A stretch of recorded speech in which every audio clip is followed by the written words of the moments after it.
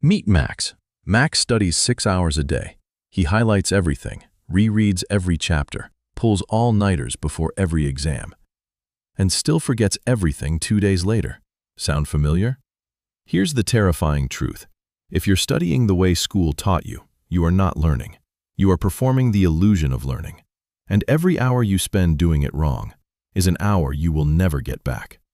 But what if one method, discovered by scientists and used by the world's top performers, could change all of that? Stay with me, because what you're about to learn will make every study session you've had before look like a complete waste of time. Your brain is not a hard drive. It doesn't save things just because you looked at them.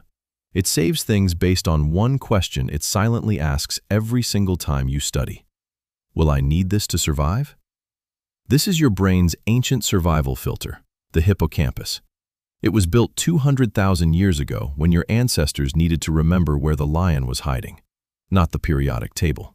And here's the brutal part. When you passively reread your notes, your brain sees zero survival value. It literally doesn't care. It files it under delete tonight while you sleep. And that's exactly what it does. Painful, right? But here's where it gets interesting. Because once you understand why your brain forgets, you can hack it to never forget again.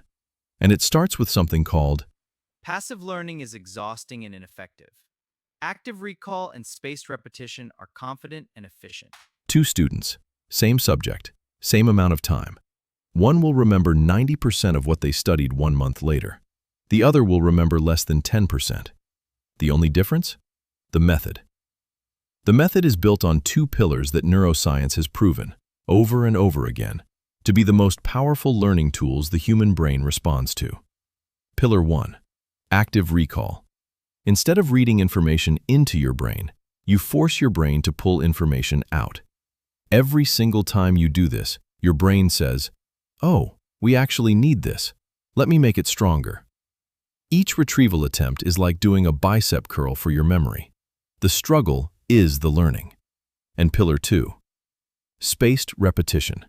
You review information at scientifically calculated intervals, just before your brain is about to forget it. You're not studying more, you're studying smarter. And your brain? It starts treating that information like it's critical for survival. In 1885, a German psychologist named Hermann Ebbinghaus discovered something that should have changed how every school on Earth teaches, but didn't. He called it the forgetting curve. Within 24 hours of learning something, you forget 70% of it. Within a week, 90% is gone. Gone. The school system knows this and still teaches you to cram the night before. Why? That's a conversation for another video. But Ebbinghaus also discovered the cure. Every time you retrieve a memory just before it fades, your brain rebuilds it stronger than before. The forgetting curve gets flatter and flatter until the memory is essentially permanent. This isn't motivation talk. This is neuroscience.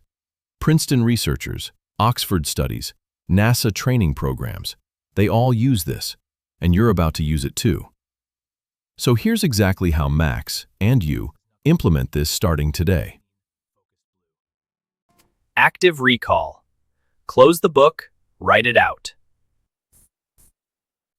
Step 1. Stop highlighting. Stop rereading.